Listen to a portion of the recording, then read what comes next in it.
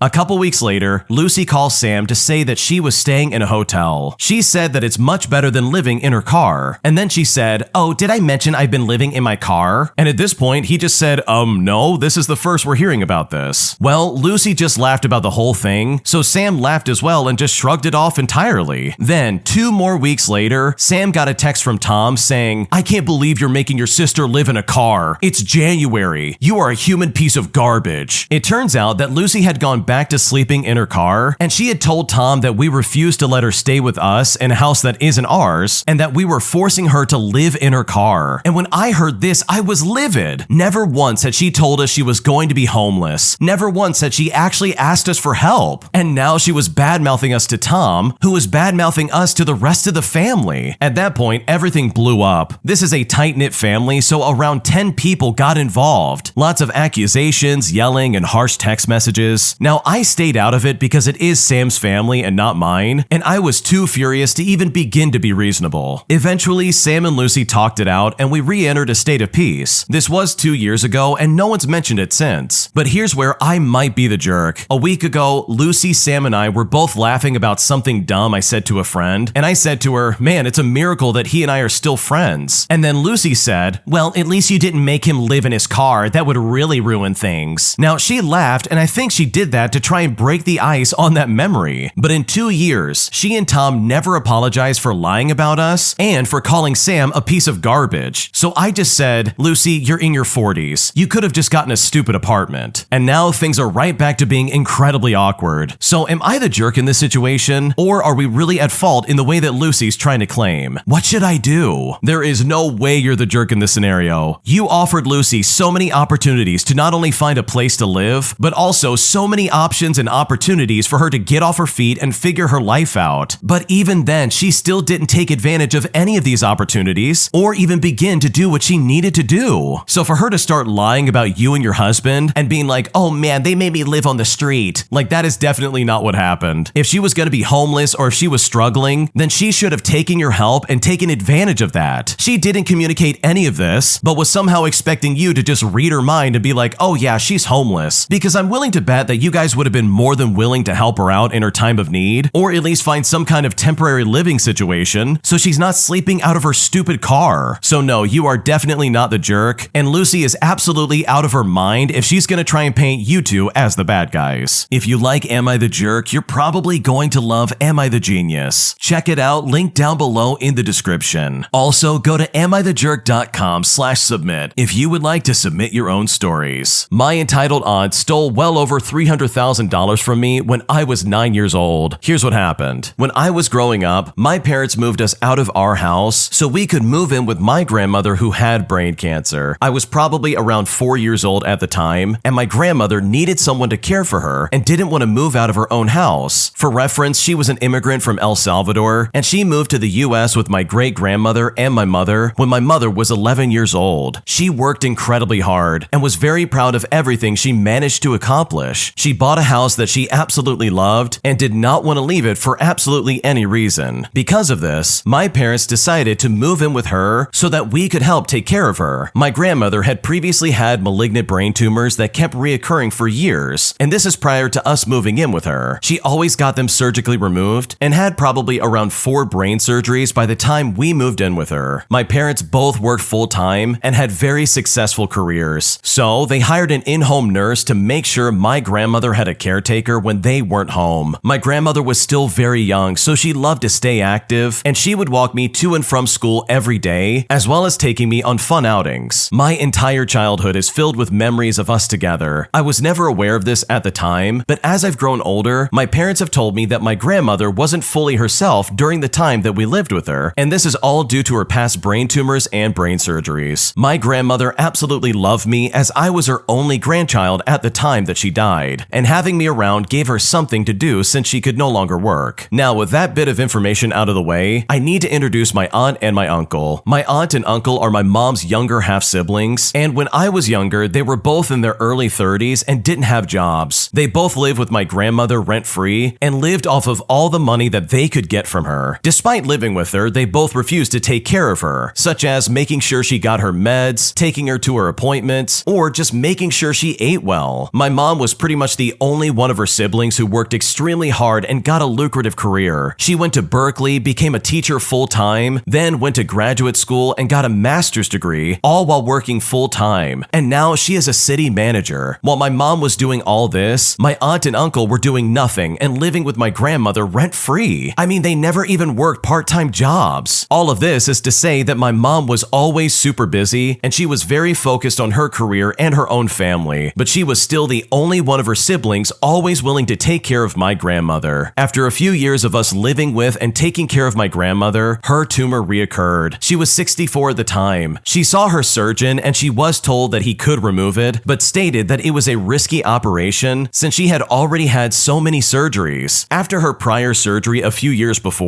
she had written a will that basically said that if anything happened to her, we should sell her house, and she would leave all the money from the sale to me for a college fund, as well as grad school if I choose to go to it, and then the rest of that would go for living expenses so I wouldn't have to work while I'm in school. Everything else she left to my aunt and my uncle. And it wasn't really much, maybe around $50,000 in belongings. My aunt and uncle weren't aware of this at the time, and she chose not to tell them. She did not want to leave any cash to them because she felt that it would force them to get jobs and become independent. And she also felt that her letting them live with her rent-free for their entire lives, as well as them not being willing to help her when she needed it, didn't warrant any large sum of money from her. Her house was appraised at around $800,000, and she had paid it off fully. She didn't leave much to my mom, except for some sentimental belongings and her entire jewelry collection that was worth a couple thousand. She explained to my mom that she appreciated all of her help, but she thought my mom would rather have my college expenses fully taken care of than receive cash herself, since my mom highly values education, and my parents both had good jobs and didn't really need any money from her anyways. Now, as I stated before, my mom works in city management, and my dad directs and develops casinos, and also owns a small one of his own that he built from the ground up. My mom agreed with her reasoning, and was extremely grateful for her contribution in ensuring I would be able to go to college no matter what. Well, when my aunt found out, she was absolutely furious. She ended up getting my grandmother to sign over complete control of her will to her, and this is literally while she was in the hospital right before her surgery. My grandmother ended up having the surgery, and the tumor ended up getting removed. She came out of the surgery alive, ended up waking up from surgery, but unfortunately still passed away a few days later. My aunt, on the other hand, sold my grandmother's house, and after all the selling fees, she ended up getting around $775,000. The entire sum was supposed to be mine, but instead, she took around $400,000, left $75,000 to my uncle, and gave me $300,000. I'm honestly surprised she even gave me that much, but I'm definitely grateful because that money is going to help me a ton for college this year. My parents probably could have gotten a lawyer to fight it, since she was literally hospitalized when she made the change and then passed away a week later, but they both grew up with nothing and built their careers all on their own, so they don't really care about money. They also knew that she needed it more than we did, and $300,000 should still cover a majority of my college expenses, and they can easily afford to pay for anything that it doesn't cover. I also get free tuition and a monthly allowance from the government, and that's because of my dad's military service, so I should be fine anyways. My parents ended up cutting her off and moving us back into our house right after all of this. Oh, and my aunt also stole all the jewelry that my grandma had left to my mom. Fast forward 8 years later, and my parents completely cut off my aunt and haven't talked to her since all of this went down. But they do know that she moved states, bought a house with the money that she got, and then joined the military. She's married with kids now, I think, and my uncle got a job, and now he has his own house and a kid. I'm 17 years old and starting college this fall, which is why my parents and I have been talking about my college fund and how I got it. I wasn't aware of any of this happening when it actually occurred because I was so young, but my parents recently told me the story with all the messy details, and I was able to piece together most of it from my memories. But regardless, I'm still happy that I at least have the $300,000 because this will be super helpful in my college education. Yeah, that really sucks that your aunt got away with basically stealing all that money from you. The original poster even clarified that the actual amount was probably around $500,000, and that's even crazier in my opinion. Like your aunt stole $500,000 and just ran to another state. That is super unfair, and it honestly really sucks. But in the end, you have your college education taken care of, and that in my opinion will make all of this completely worth it. An entitled Karen and her family tried to get a deposit back for a tattoo that they are clearly not ready for. And despite the fact that I told them that deposits are non-refundable, she still insists on getting her money back. And I'm honestly so annoyed dealing with people like this. Here's what happened. So I have been tattooing professionally for close to 2 years, and this is my first time dealing with this particular situation. While I fully understand why individuals are reluctant to have a newer artist working on them, I have also seen experienced artists mess up or screw people over. I had a young man man and his father come into the shop recently. This was my second time speaking with them, and the adult-age son wanted a relatively easy piece on his forearm. It consisted of only lettering, a little line work, and some generic cloud shading. They did not ask for a specific artist, and they put a deposit down with me for an appointment initially set for today. The young man's mother contacted me yesterday, explained that they had an event coming up, and she did not want tattoo plastic wrap present in the event photos, and wished to reschedule everything. And while that is a weird excuse, it's also not my problem. I attempt to reschedule him twice before speaking with the mother again today. The mother began by saying, "It says right on the appointment card that these deposits are non-refundable, but I just thought I would ask." She then went on to state that individuals online said go in and ask for the owner, so her husband and son were supposed to ask for the owner, but instead they got whoever just threw me up there. Now for reference, the owner was not even there either time they came in, and the owner was not mentioned at all. She kept stating that she was aware that I was new and wanted someone more experienced like the owner doing her adult-age son's first piece, since according to her it was bigger even though it was a small piece. At one point she even asked me, "Are you still an apprentice or what?" When I informed her that I had been taking care of my own clients for well over a year now, she only said, "Yeah, see, I'd like someone with more experience to do it." At this point, I offered to transfer the deposit over to a more experienced artist, which is exactly who she was asking for, and she stated that she'd just like her deposit back. She stated a second time that she was aware that the deposit was non-refundable, but that she thought that she would ask anyways. I told her at this point that the owner retains half the deposit, so I'd have to discuss the potential return with him, and she asked in a rather rude tone, "Okay, should I expect to hear back from you tonight then, or should I be contacting him myself?" And I'm honestly so sick of entitled jerks who act like this. Yeah, that lady was super rude, and she was clearly like, "Oh, I just thought I would ask for the deposit back," but really what she's actually saying is, "Hey, give me my money back." But I am right there with the original poster. This is not only not your problem, but this is also a situation where it's like, okay, too bad. If you made the deposit and still refuse to make like any attempt to reschedule with someone else, then that's on you. That is literally not on anybody else except for you. So good for you for handling this in the way that you did, because that situation sounded incredibly frustrating. Am I the jerk for walking out of a makeup party that my parents threw for me after my sister announced that she had a miscarriage? Here's what happened. I'm a 24-year-old female, and I walked out of a congratulatory makeup party that my parents were throwing for me after my sister announced that she had miscarried. So the party name is probably confusing to some people, so let me explain. My whole life, I've been told that the day I was born was the worst day in our family because it was also the day my sister was diagnosed with cancer. This was mentioned many times when I was growing up, and it always made me feel weird. My family hated celebrating my birthday, and they would often ignore my actual birthday and choose a new date to celebrate me. Normally, it was a few weeks after my actual birthday. This was because the day held no happy memories for them. During my 10th birthday party, which was not close to my actual birthday, but another late celebration to make everybody happy, my parents and sister decided to announce that my sister's cancer had returned and she was undergoing more treatment. Right then and there, all the celebrations stopped and I had to send my friends home. When I turned 16 years old, my friends decided to throw me a party to celebrate me on my actual birthday. My best friend's parents helped them organize it, and my sister wasn't invited but decided to show up and start telling everyone she had another cancer scare 3 weeks before. My best friend's parents tried to keep her occupied, but she said she wanted to be there to celebrate me, but all she did was share bad news. When I graduated high school, my sister announced that her engagement had ended, and she cried the whole time, and my family decided to cancel the party they had booked for after because my sister needed comfort. I finally spoke to my parents a few months ago and told them how awful it made me feel to have these things happen, especially the ongoing reminder that the day I was born was one of the worst days of their lives. I asked them if they realized how awful it feels to know that your family can't find any happiness that you were born and that you're reminded of that your entire life. They apologized and said that they felt so bad. They told me that they would throw me a graduation party to celebrate me for my achievements. I also spoke to my sister, but she was less receptive to considering any of my feelings. Despite some reservations, I went because my parents appeared to be trying to do better. But then my sister showed up and announced to everybody that she had a miscarriage. And then, as you can probably guess, the party died as the focus went straight to her. Her husband told me I should make non-family leave because my sister needed family around her. So you know what? I just left. It took people 2 hours to notice, and when they did, they were all asking what in the world I thought I was doing leaving like that. And my sister sister even cried on the phone to me, claiming that she thought I was above everyone who would support her. She asked how I could be so cold. So right now I'm very frustrated and I need to know if I'm the jerk, because at this point I seriously don't know what to do. No, you're not the jerk, and your sister is an obnoxious brat. I'll just say it straight up. She has ruined every single celebration you've ever had in your life. And trust me, I get it. She had cancer and she was really sick. But clearly that got taken care of, right? Like, does she need to show up to every celebration you ever have and make some kind of grand announcement just to put the focus back on her? Like, that's so obnoxious, and you do not deserve that in the slightest. And anybody, and I mean seriously, anybody defending her actions is completely out of their minds. Because at the end of the day, your sister is proven to be an attention-seeking jerk, with your parents proving that they're always going to put you first. I mean, it took them 2 hours to even notice that you left your own party. They clearly have their priorities completely mixed up, and they obviously don't care about you in the slightest. And that, in my opinion, is completely unfair. Am I the jerk for telling the truth to my stepmom by saying that she is not going to walk me down the aisle because she's not my real mom? Because right now she is very upset and I now don't know what to do. Here's what happened. Okay, I want to start off by saying that my mom passed away when I was in kindergarten, and my dad didn't remarry until I was 22 years old. He didn't date at all while my siblings and I were kids, and his wife is fine. She's not my favorite person, and I find her a little off when it comes to her relationship with me and my siblings, and they all feel the same. She gives the vibe that she expected to be accepted as our motherly figure instead of as our dad's partner and wife. We're very close to dad, and he has never given us the same vibe. He will still hang out with us individually without his wife or each other around, but she definitely gives that vibe. He's weird to me because we are all adults and I'm the baby of the family, so my siblings were even older when she married our dad. And to think that she would fill any kind of mom role in my mind is just completely weird. My dad loves her though, and he's happy. And she is nice enough other than this incident, so we don't really rock the boat. However, this is now a situation where I did start to rock the boat, and I wonder if I'm the jerk in this scenario. So my fiance and I are getting married, and we decided we both wanted to walk down the aisle. She wanted to walk with her parents, so I thought it'd be kind of cool to ask my dad. He said yes, and he got really emotional about it. He said he wished my mom could be here to walk with us as well. And you know what? So do I. Well, my dad's wife later approached me and told me that she would gladly walk me down the aisle instead. And she wanted me to know that I had not needed to ask my dad instead. I asked her what she meant, and she assumed that I wanted her but was afraid to ask. But I told her that wasn't what I wanted at all. Well, she told me that was unexpected. And when she heard I asked my dad, she expected I would want her instead. So I asked her why she was expecting to walk me down the aisle when she was not my mom. She looked so offended when I asked her, and she told me I didn't need to be so tactless about it. I told her I was genuinely asking, and I told her I couldn't understand. She then said that she clearly misunderstood the relationship she has with me and my siblings, and that I can keep my thoughtless questions to myself. Now, my dad was also confused by her reaction as well, because when I told him what happened, he had no idea what was going on. But now she is incredibly upset, and it's leaving me questioning if I'm the jerk, because right now I seriously don't know what to do. No, you're not the jerk for telling the truth or for being completely honest with her. This lady came into your life when you were already an adult. You were 22 years old when she got married to your dad, so for her to act like, oh yeah, I'm gonna be walking you down the aisle as well, right? It's like, dude, you've only been a step-parent for what, 4 years? Like, why on earth would she ever assume that she's some kind of mother figure in your life? She didn't raise you, and she had no influence in your upbringing. So for her to act this way is completely out of left field in my opinion. And I don't blame you for being like, wait a second, why would you walk me down the aisle? So no, I don't think you're the jerk, because her entitled behavior, in my opinion, is completely uncalled for. My entitled boss demands that I no longer be allowed to get any overtime hours, despite the fact that I use my time wisely and my involvement is crucial for our company staying afloat. So I decided to get revenge by maliciously complying, resulting in our business nearly falling apart at the seams, with me proving to everybody, including our corporate representatives, that my boss is the reason that all of this fell apart. And I've honestly never felt better about getting back at somebody in my life. Here's what happened. So I work as a manager in a call center. I am nowhere near the phones and generally do not interact with customers. Rather, I am a knowledge repository for my staff and handle communication between our team and the client company which we provide support for. We are a technical support team, not a sales or order support, and the devices which we support are very complex consumer electronics. Most of our support time goes to professional installers, and we rarely speak to customers firsthand. hand. In short, my job is to know our policies like the back of my hand and to know the products that we support better than anyone, except for maybe the designers that engineered them. A secondary part of my job is to coordinate our online chat team, which is generally pretty hands-off other than right as the shift ends, when I generally jump in to monitor any active chats and make sure they close up quickly. I don't want to keep my guys here any longer than necessary. They like it better, and it cuts down on overtime hours for the entire line of business by a lot. This means I generally rack up about 15 to 20 minutes of overtime a day, and some days it can be as little as 0, and others as much as an hour. My direct boss knows about all of this and is generally all for it. One day, however, the guy who was in charge of all of the support teams sent out a memo saying that management should never be getting overtime. I brought this up with my boss as this would seriously impact my team, and they ended up arranging a meeting with the big boss. Well, the big boss proceeds to tell my boss that no, I cannot rack up any overtime hours. So I think to myself, fine, I'm gonna get out at a reasonable time every day, and I have absolutely zero issue with this. So the next Monday, I log out right when my shift ends, and it turns out 3 of my guys were there for an extra hour with last-minute chats. Tuesday rolls around, and it's nearly the same story. This continues all through the week, and we are bleeding overtime hours for the support staff, with most of my team getting nearly an hour of overtime per day. This goes on for a pay period when the big boss comes back and tells us that we were told to reduce our overtime hours and that we had somehow racked up even more than we had before. Well, my boss backed me up and told the big boss that no, we were told to reduce management overtime hours, and that I had indeed not racked up any overtime. My big boss asked why my overtime hours had increased, and I mentioned that I stayed to make sure that my team had the support that they needed so that they could get out as early as possible. The big boss says, well, that makes sense. Keep doing that, but add any overtime to your Friday lunch so that you don't rack up any overtime. I explained that I can do this, but I will still probably be getting a bit of overtime on Fridays since the end of the shift is obviously after lunch. And again, this is totally fine by me. Long lunches are really nice. This works well for a few weeks, and I am making sure I zero out my overtime. But I knew it was only a matter of time before they regretted doing any of this. We were approaching the busy season and getting more and more long chats and longer calls. I made sure to get the big boss to email me and to send a message to me and my boss this instruction directly. Sure enough, a few weeks later, on Monday, I'm there for a whopping hour and 30 minutes trying to get one guy out the door. Tuesday, it's the same story for about an hour, and then Wednesday, it's about an hour and 15 minutes. And to top it all off, I was there for 2 whole hours on Thursday. It was a terrible week for the last-minute chats, and when I added everything up, it made my lunch for Friday about 5 hours and 45 minutes, not to mention an hour for my normal lunchtime. I normally work 4 hours, 1 hour for lunch, and then another 4 hours. So that Friday, I came in and explained the situation to my boss, and he was cool with me only working for 2 hours and 15 minutes the entire day. And this is because I was doing exactly what the big boss had told me to do. So an hour into my shift, I go on my 6-hour and 45-minute lunch break. While I'm enjoying most of my day siesta, the entire line of business is burning down. Chat is so busy that we have people waiting 30 minutes to speak to somebody. Calls are so busy that we have 15 calls waiting to be seen. On days like this, I normally jump in the queues, as I do not need to document every case like our tier 1s have to, and I'm also very good at my job. I can usually knock out a 15 to 20 minute call for a tier 1 in about 5 minutes or less. I can easily handle 4 to 5 chats at one time, and this seriously takes a massive load off of that team. Now, I alone could not save this shift. There's no possible way. We were due for a hiring class, and we were working on onboarding our new tier 1s at the time. But man, does it look bad to the client when one of your key players is absent for all but 2 hours and 15 minutes on one of the busiest days we've ever had. I eventually get back, I settle down at my desk, which is right as the rush is clearing up. And at that point, the damage is already done, and we were pretty manageable for the rest of the day. Right at the end of my shift, I look and notice that there is no one on a chat or a queue, so I immediately log out and I thank my team for working hard that day. Fast forward to Monday, and I get to meet with the client, the big boss, and my boss for our weekly meeting. The client was furious about how Friday went, how one of our best assets was on a super long lunch break, and the big boss puts me on the spot and asks me why that was. But my response was completely rehearsed. I said the following: well, according to the company policy established by my boss, I am not allowed to accrue any overtime hours, any hours over 8 worked within the work week must be made up during my lunch break on Fridays. Now, at this point, my big boss actually began denying it, but thankfully, my boss stepped in and said, wait a second, I got an email about this. He then pulls up the email that the big boss sent and shares it on screen in the meeting. And at this point, the client is furious, and the corporate representative begins ripping the big boss a new one on the phone. After ripping into the big boss, the corporate representative speaks to me, telling me to accrue as many hours as needed to make sure my job is done, and that if my company wants to retain this line of business, the big boss is not to interfere with my generally very successful management without consulting them and myself. Ever since then, the big boss has continued to try to interfere and change how I run my line. However, every time so far, this corporate representative has had my back. They are extremely happy with my work, and they know that I do a great job. And they even pushed through a large raise for me when my big boss was blocking my boss's attempt to get me more money. And it honestly felt fantastic to get back at this stupid boss. Yeah, that guy is out of his mind if he's gonna try and block you from getting overtime hours. For starters, it seems like he's trying to micromanage and penny pinch you specifically, even though it doesn't sound like he knows at all what he's doing. That's really obnoxious, and it's so annoying to see someone act like that. But also, on top of that, you clearly were getting your job done in a timely manner. For him to sit there and be like, oh, you can't get any overtime hours, and if you do, you're gonna make it up on Friday. That's really annoying in and of itself, but not nearly as annoying as this guy trying to deny it ever happening. And this, ladies and gentlemen, in my opinion, is exactly why you need everything in writing. It is so important to recap what you talk about in meetings in an email or in some kind of written format, so then you can hold your boss accountable for what they say. This way, they can't try to screw you over and take you out of your job, or even try to lie like the big boss did, just so they can avoid any kind of heat from the higher ups. I can't stand management that acts like that, and there's just no good excuse for that in the slightest. So seriously, I'm so glad you came out on top of this situation, because your big boss sounded like a massive jerk, and I know if I had to deal with that on a daily basis, I would definitely be looking for another job. If you like Am I the Jerk, you're probably going to love Am I the Genius. Check it out, link down below in the description. Also, go to AmITheJerk.com/submit if you would like to submit your own stories. Am I the jerk for supposedly tricking my brother into selling me his half of our childhood home, only to then demolish it and make a lot of money off of it? Because right now he is very upset, and I seriously don't know what to do. Here's what happened. So my mom and dad divorced when I was very young. My brother loved the fact that our mom had no rules for him, so he went with her. I abided by the custody agreement because I had no choice in the matter. My mom loves the both of us, but she dotes on my brother like he farts perfume. My dad kept the house, but he had to buy my mom out. It was an old house built in 1953. It had old wiring and was really less than suitable for modern living. What it did have, though, was a huge yard that was great growing up. My dad passed away during COVID-19, and he left everything equally between me and my brother. Now, I wanted the house, and I told my brother that we should tear it down and put it in infill housing like that neighborhood is zoned for, but he just wanted money. So I bought out his half of the house at the market value, and it was sold as a teardown. He took the money and went on a vacation, and even after that, he still has money left over. Then I had the house demolished and I built a fourplex. Each unit has 3 bedrooms, 2.5 bathrooms, a small yard, and a garage. I kept one unit for myself, and I rent each of the other units for $2,000 a month. My mortgage is $1,800 a month for the entire thing, so basically I live for free and I bank $4,000 a month. Now, at this point, my brother is angry with me, all because I didn't give him a unit to live in, since he reminds me that it was his home as well at one point. And you know what? I even offered to sell him one at a cost, but he said no. So right now, I'm just lost. I offered him a partnership, I paid a fair price, I even offered to sell him a unit. I did everything to try and be fair, but he thinks that I tricked him because I apparently get free money every single month. Our mom said that she would be cutting me out of her will and giving everything to my brother if I didn't give him a unit or the income from one of them. Now, I agreed that was fair and said that I would no longer feel the need to contribute to her upkeep or retirement when that time came. I am now being bombarded by the two of them, but I took the risk. I took on the debt, and now the money is mine. So am I the jerk in this scenario? What should I do? No, you are definitely not the jerk. You bought him out of his portion of the house fair and square. You even tried to get him to join you in doing this in the first place, but he just wanted money and he wanted to run away and do his own thing. And it's so funny that he only has sour grapes after you put all this hard work in. That is completely obnoxious selfish and so unfair of all the risk and the hard work you put into this place. So no, you're definitely not the jerk, and if your brother is seriously that upset about this, then that honestly falls on his shoulders and not yours. Am I the jerk for not letting someone switch seats with me mid-flight, all because they wanted to get away from a crying baby? Because as a result of me saying no, they freaked out and called me all kinds of horrible names, and now I'm starting to question my decision. Here's what happened. So my wife and I were flying back from Dublin to Washington, D.C. We were assigned the middle and window seats in a row, and the aisle passenger no-showed, so we ended up having the entire row to ourselves. Before leaving the gate, I moved to the aisle seat and my wife stayed at the window. Now, nothing eventful happened for the first 4.5 hours of the flight. The flight attendants were amazing and even gave us extra drinks to compensate for the guy that was missing in the middle. Well, randomly, the passenger from the aisle seat across from me comes over with their friend who was sitting a few rows back and announces to me that her friend would now be taking the middle seat just so she can get away from a crying baby further back. And mind you, she did not ask us. She told us that this was happening, and there were about 3 hours of flight time remaining. I asked the woman whether the flight attendants are on board with this or not, and she said yes. But since these deals are usually brokered by the flight attendant, I decided to call one over. So the flight attendant said that the agreement was that they could take an available aisle seat, but they could not disrupt anyone's seating arrangements. The woman then starts complaining about how I was assigned the middle, but then moved to the aisle before takeoff, so I shouldn't even have the aisle seat. I had been sitting there for almost 5 hours, and we had already distributed our items all over the row. The woman and her friend disappeared to talk to another flight attendant for about 5 minutes, and the woman across the aisle then comes back to her seat and proceeds to yell at me, saying that her friend would not be sitting there, not because she's not allowed to, but because I was so incredibly rude, and that we were complete jerks. But you know what? I just kept my eyes on the show that I was watching. The only thing I did this entire time was ask to talk to a flight attendant. I did not say anything else to this woman, though I really would have liked to. So honestly, am I the jerk for not volunteering the middle seat mid-flight? Because that lady was very angry and I'm kind of questioning my decision. No, you are definitely not the jerk. First and foremost, you absolutely need to check with the flight attendant first, and this lady and her friend just straight up lied to you and said, "Oh yeah, she's on board with it, don't worry about it." Like, that's insane and that's completely uncalled for. But even better, just look at the way she reacted when she was told no. This lady freaked out and acted like the whole world was ending, as if you had committed some great atrocity. But you literally didn't do a single thing. All you did was call over a flight attendant and try to mitigate this situation because this lady was clearly lying. So no, you're definitely not the jerk, and those people's behavior and attitude was completely uncalled for. Am I the jerk for walking out of the house and staying away for the entire day after my parents brought up once again that my older sister did not want to be adopted by them? Because after hearing this so many times growing up, I'm honestly sick of it and I now don't know what to do. Here's what happened. So my parents are hosting extended family for a couple of weeks. It's my maternal and paternal grandparents, as well as my aunt and uncle on my paternal side. It was going okay until last weekend when my parents brought up a topic of conversation that I am so tired of hearing and being pulled into. So let me explain the non-adoption and why it bugs me. My dad had a kid before he met my mom, this being my half-sister. My dad had primary custody of my half-sister, and her mom was in and out of her life. My parents met when my half-sister was 2 years old and got married when she was 4. Her mom was in and out of prison and was on and off substances and alcohol, and she was really disruptive to my half-sister's life and to my parents. She refused to stay away, but refused to be a good mom as well. When I was 2 or 3 years old, her mom offered to walk away for good, but only if they removed any chance that she could be sued for child support. My mom was willing to adopt my half-sister. The 3 adults wanted this to happen, but because of my half-sister's age, her wishes held a lot of weight, and she didn't want my mom to adopt me, and so as a result, it never happened. So as a result, her mom kept the back and forth for a few more years before giving up the relationship with my half-sister completely. My parents were so upset that my half-sister rejected having a stable and loving mom with my mom for a woman who even she admitted was so mean to her and didn't take good care of her at all. But from what I witnessed, my half-sister never really liked my mom to begin with. It's a really big deal to my parents, and I have grown up hearing about it way more than I need to. They told me details I didn't need to know, and this is when I was too young to be hearing them. They would literally suck the fun out of things just even bringing it up, and I just know that they hold it against my half-sister, and they also think that my other sisters and I do as well, but the lack of closeness has nothing to do with her not getting adopted, and everything to do with our half-sister not wanting to be close with with us? I asked my parents to stop bringing it up around us a few times, but they just ignored me. But then they said they got it and that they would listen. But last weekend, my parents brought it up while the family was over, and I was so not wanting to hear about it again. So I got up in the middle of breakfast and I left the house, and I didn't come back all day. And you know what? My parents were so mad at me for that. I told them that I couldn't listen to them talk about it again, and that they just simply couldn't help themselves, but I wasn't going to turn it into a fight to try and stop them. They told me walking out without permission is bad enough, especially since I'm only 17 years old, but when we have family here, they said it's disrespectful, and they told me that I'm old enough to know and do better. Now, this has been a sore point the entire week. So honestly, am I the jerk in this situation? Because right now, I really don't know what to do. No, I don't think you're the jerk at all. It seems like your parents bring this up pretty much all the time, and I think after like the first 10 times, it would really drive me crazy as well. And it sounds like it just completely deflates the room entirely, and it ruins all of the atmosphere that probably was there before they started talking. So you know what? If I was in your shoes, I probably would have walked out as well, or at least like gone up to my room and been like, yeah, I'm not gonna hear this another time, because that really is obnoxious, and I don't blame you for reacting in the way that you did. Am I the jerk for telling my wife that her family would need to get a hotel the next time they visit us simply because of how obnoxious their kids are? Here's what happened. My wife and I have been married for 7 years, and we have a 5-year-old son. My wife has 4 siblings with 2 brothers and 2 sisters. Her brothers live far away, and she isn't very close to them, and both of her sisters live within 2 hours of us, and the 3 of them are very close. Both of her sisters also have 2 kids. Her youngest sister, who we will call Jennifer, has a 3-year-old and a 1-year-old. Jennifer, her husband, and their kids came to visit us this past weekend for Memorial Day, and we have 3 bedrooms in our house: our master, our son's room, and a smaller guest room. My wife decided on her own that we should let Jennifer and her family have our bedroom. Apparently, Jennifer's kids aren't the best sleepers at home, and if they are in an unfamiliar place, it's even worse. So my wife offered Jennifer our room so all of them could be in one room, and my wife and I would sleep in the guest room. Well, it turns out that by bad sleepers, Jennifer means that her kids wake up multiple times a night and then wake up for good at 5 o'clock in the morning every single day. I don't know about anyone else, but the last thing I want to do on a weekend is be woken up by a screaming baby at 5 in the morning 3 days in a row. It wasn't just the crying baby, but the fact that Jennifer and her husband would also be running around getting whatever the baby needed. The commotion was so bad that it woke our son up, who then woke up my wife and myself. And this was every single day at 5 in the morning. I spent the entire weekend tired and very cranky. To make things worse, Jennifer and her husband would take naps together whenever one of their kids was napping, which left my wife and I watch their non-napping child all by ourselves. I complained to my wife about being tired, and she told me that her sister and brother-in-law needed the rest more than we do, because this is their life every day, so we should help them at least get a little bit of a break. But by the time Jennifer and her family left on Monday, all I wanted to do was sleep, which I did immediately after they left. Well, my wife got upset with me for napping because our son was also tired and cranky and was fighting her on everything, and she even woke me up so that she could take a break. Well, I later told her that next time her sister wants to come and visit, they need to get a hotel because their kids' sleeping habits are clearly disruptive to our entire family. She told me that she isn't going to tell her sister to fork out hundreds of dollars for a hotel room when we have the space for them in our house. She also said that Jennifer's kids will become better sleepers as they get older. So I told her that every decision that she is making prioritizes her sister over me and our son. And when I said that, she got defensive and told me that I'm being a jerk. Now, maybe I'm far enough removed from the baby stage that I've just completely blocked it out, but I do not remember ever being so disruptive to anyone when we were guests in their house. They are supposed to come and visit us again for the 4th of July, and I'm already completely dreading it. So am I the jerk for saying what I said about my wife's sister? Because right now, I seriously don't know what to do. Honestly, I can kind of see both sides of this, but it seems like your wife is looking through rose-tinted glasses. She is not looking at the facts, and she is just completely ignoring how intrusive these people really were in your home. And I'm personally right there with the original poster. If someone was in my house and they were waking up and screaming at 5 in the morning every single day, I would be super exhausted, and I really would not want to put up with that. So in my opinion, I don't think that's an unreasonable request, because it really does not sound like you guys have enough room to accommodate them. Because from what you've described, it sounds like they're very disruptive. And if I was in your shoes, I definitely would not want to deal with that a second time. An entitled drunken passenger steals my exit row seat on an airplane that I was riding on, claiming that this seat was his and that nobody was ever gonna move him. Things got so bad that the police ended up being called just to escort this crazy man off the plane. And I've honestly never met anybody this entitled in my life. Here's what happened. So I was flying from Fort Lauderdale to Jacksonville about 20 years ago. It was a small regional airline, basically a puddle jumper plane. There were single seats down one side and double seats down the other. This was also back before airlines charge you for the audacity of desiring to breathe while in their tin cans. And since I was booking pretty far ahead of time, I was able to select a seat on the left side where the single seats were on the airplane. Now, being 6'4" and having flown numerous times, I know that the exit row is the primo spot unless you're paying for first class or business class. And I also know that arriving early and asking politely at check-in more often than not gets you that sweet extra legroom as long as it's available. So I show up a couple of hours early. I go to the check-in counter, I ask the nice lady if there's any chance I could get an exit row, and sure enough, being polite won again. And doubly so, because I not only got the exit row, but I also got to stay on the same side of the plane, which means no one would be bumping elbows with me, which is definitely a jackpot. Now, I make my way down to the gate, and soon enough, it's time to board our flight. There's the pre-boarding passengers first, then the rest of us cattle. I make my way down to my prize, only to find that someone is sitting in it. Now, I'm annoyed, but not overly so. I mean, it could just be an honest mistake, right? So I go up to him and I say, "Sir, I'm sorry, but I think you might be in my seat." I then show the guy my boarding pass. Well, he looks at me and says, "Screw you." And as he said that, I realize, oh wow, yeah, he's definitely drunk. And I could tell that by the way he was slurring his words. So not only was he belligerent, but drunk and belligerent. Well, I know the rules. And if you're drunk enough to slur your speech, then that means no exit row for you. I catch the attention of a flight attendant, and I talk to her quietly about the situation and my concern about Mr. Jerk over here in the exit row. Never mind the fact that it's my seat in the exit row. She approaches the gentleman, but barely gets a word out before this guy screams at her to get lost. And at this point, I'm laughing to myself because I know exactly what's coming next. Sure enough, she heads off to the front of the plane, and Mr. Jerk is smiling smugly, thinking that he's won this battle. Meanwhile, I'm grinning like the Cheshire Cat because I know exactly what's gonna happen next. Sure enough, here comes the captain with the flight attendant in row. Now, this gentleman is big. He's got at least 2 inches on me height-wise, and I suspect if he ever gets bored with being a pilot, he could play defensive back. Clearly, the kind of person who gets out pent-up energy by picking up and putting down very heavy things repeatedly. The captain goes up and says, "Sir, what's the issue?" Now, Mr. Jerk has figured out that the man standing in front of him is obviously some kind of authority figure, but he doesn't quite seem to be able to pin down what kind of authority figure. So, in a slightly less drunk corner of his mind, he knows the phrase is uniform and he knows big. So, instead of a repeat of what the flight attendant and myself got, the captain gets some drunken warbling about it being his seat, and that I was mean or something like that because I wanted to take it away from him, and that the lady over there, as he points to the flight attendant, was mean as well. The captain, meanwhile, takes one look at the flight attendant and then back at Mr. Jerk. He says to him, "Sir, have you been drinking?" And this guy just says, "Oh yeah, I've had 2 beers. Now, as an aside, I really want to see those mystical 2 beers sometime, because I imagine that this guy drank 2 kegs of beers, but I digress. The captain tries to be polite. "Sir, could I please see your boarding pass?" The captain knows that this flight is full, so it's doubtful that he can get this guy into any kind of decent seat, like a bulkhead seat, or even just try to bribe him. But he really just wants to know where this guy is actually supposed to be. The captain says, "Sir, your seat is back there." And this is as he points to an empty seat in the very back of the plane, with his seat being just forward of the galley and the bathroom. So obviously not a primo seat. He says to the captain, "No, it's not. This is my seat." So with a sigh, the captain turns to me and says, "Sir, can I please see your boarding pass?" He goes back to Mr. Jerk and says, "Sir, this seat belongs to the gentleman standing right here. Please get your belongings and move to your assigned seat." Now at this point, the slightly less drunk part of his brain lost hold of its grip on his mouth, and the 2 beers that are clearly sitting in this guy's stomach started to bellow out. He screams at the captain and says, "No, this is my seat. Screw you." Now, I'll be honest, the captain was not expecting this. And then I see a vein throbbing on the captain's forehead that easily could have doubled as a garden hose. He pointed at me and said, "Sir, please come with me." He spun on his heels and walked towards the front of the plane. At this point, he just wants to separate Mr. Jerk from those that he deems as mean. Once we are finally out of his earshot, he looks at the flight attendant and asks her to call the airport police to escort the gentleman off the aircraft. I glance back and Mr. Jerk is smiling smugly again, thinking that somehow he's won. Well, that smile lasted about 7 more minutes, all the way up until the local police arrived to inform Mr. Jerk that he can either walk off the plane under his own power, or he can be cuffed and assisted off the plane. Now, I will credit the cops. They had much more patience than I had. This guy then went on for about 5 minutes in a drunken rage, screaming about how everyone was being so mean to him. And at that point, eventually they lost their patience too. The silver bracelets came out and off they went, with our drunk friend now protesting loudly that the cops were being mean as well. And I've honestly never seen anybody act that insane in my life. Yeah, I think I would be super annoyed if somebody stole my seat, but also was so blazingly drunk and obnoxious about it in the process. That would be really annoying to deal with, and I can't imagine having that kind of patience to not try and tell them off and be like, hey, you need to move. So honestly, good for the original poster for handling this with style and with class, because that entitled jerk absolutely had it coming. If you like Am I the Jerk, you're probably going to love Am I the Genius. Check it out, link down below in the description. Also, go to amithejerk.com/submit if you would like to submit your own stories. A group of entitled Karens make wild assumptions about our wine selling business, claiming that we're just breaking down all the boxes instead of selling them, despite none of that actually being true. Here's what happened. A while back, I worked at a wine store. Everything in the store was at least 80 points for those of you who understand what that means. So we understandably get some things in rather nice packaging. The cigars are the fanciest packaging in my opinion, but honestly, to someone who sells the stuff, it's just a box. Now, boxes inspire ideas, but not all of them are good. Just imagine what kinds of people would show up to some place with the pretense of having lots of boxes. Those people are the kind of people that show up to wine stores, except used wine boxes have replay value for people buying wine. So there's a built-in demand that really prevents waste. Only completely useless cardboard gets crushed, and only dirty boxes get thrown out. So it's not a goldmine of boxes. So one day the phone rings, and it's an old lady with a sweet demeanor. She asked us if we had any wooden wine crates available. I put her on hold and I asked my coworker if we had any, and she told me that we get them here once in a while, but when one is available, it goes quickly, usually to the first person who asks for it. We have to actually sell enough wine that comes in a wooden crate before the crate can be up for grabs. So the lady thanks me and says goodbye. At that point, I go about my day. It's not that unusual of a question, but it's the first time that I'd actually gotten an answer. Previous time, I just said that I didn't know, but now I do, so that's really good. So then the phone rings again, and it's another old lady. She tells me that she heard we have a wooden crate wine boxes, and that they will be available after a sale is done, and she wanted to be sure that she was the first person to ask for one, almost acting as if there was some kind of waiting list, or even some kind of